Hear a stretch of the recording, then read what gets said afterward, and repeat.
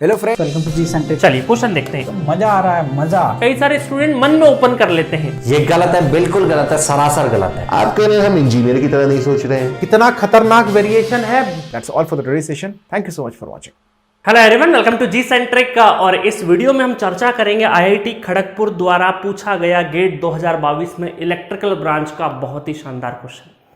इस क्वेश्चन में अगर मैं रंगीला के अप्रोच से देखूं तो सबसे पहले हम लोग क्या करते हैं, क्वेश्चन पढ़ते हैं और फिर रुस्तम और रंगीला का अप्रोच देखते हैं, सोचने का तरीका देखते हैं।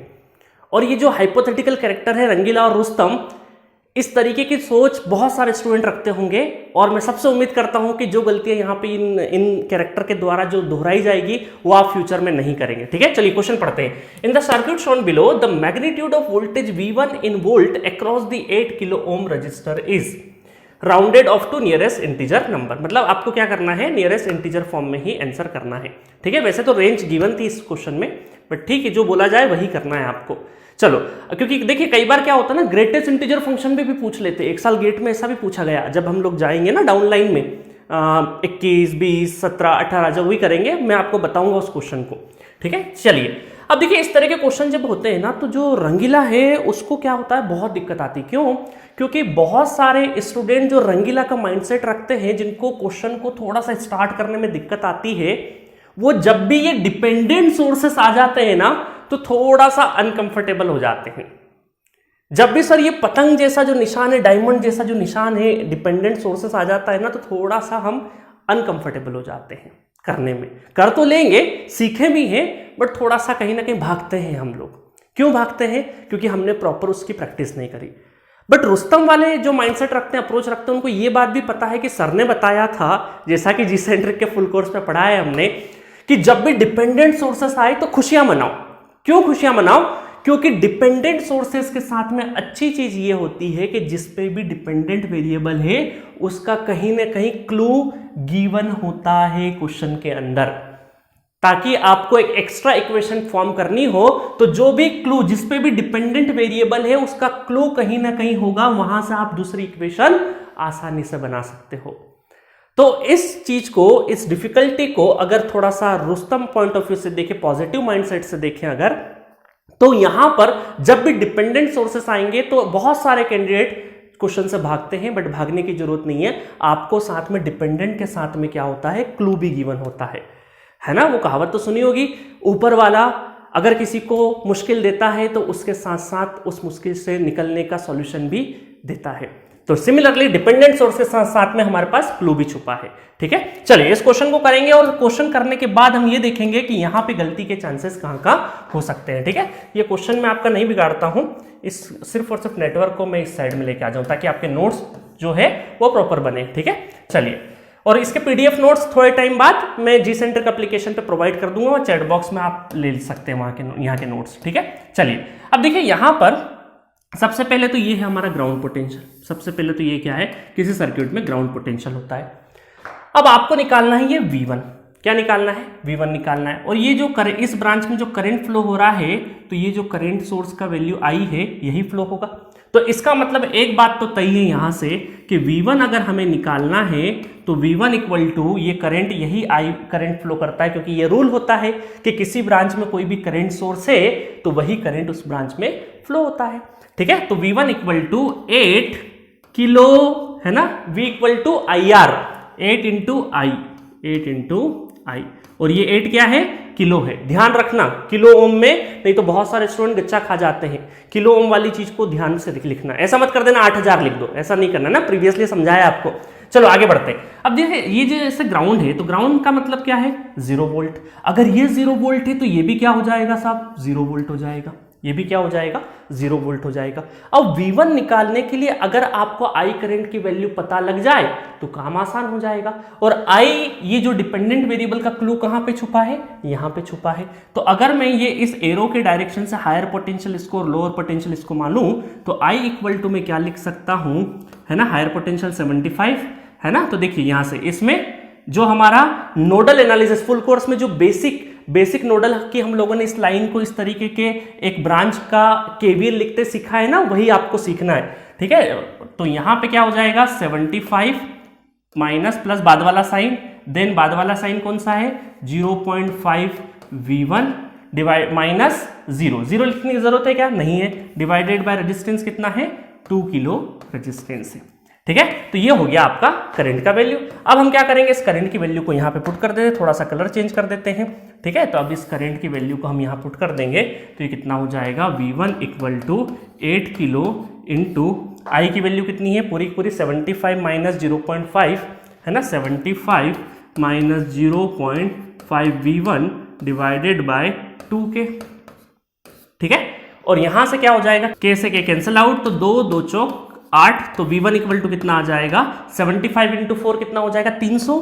ठीक है, और 4 पंजे 20 पॉइंट में है तो पॉइंट 20 में से एक 0 हट जाएगा तो कितना बचेगा, 2V1, 2 इधर आएगा तो कितना हुआ, 3V1 equal to 300 divided by V1 equal to 100 volt is the correct answer. और इस क्वेश्चन का जो रेंज गिवन था वो गिवन था 98 से लगा के, मैं लिख देता हूं रेंज यहाँ पे, 98 से लगा के 102 के बीच में आंसर का रेंज अवेलेबल था, जो कि 100 आ गया हमारा।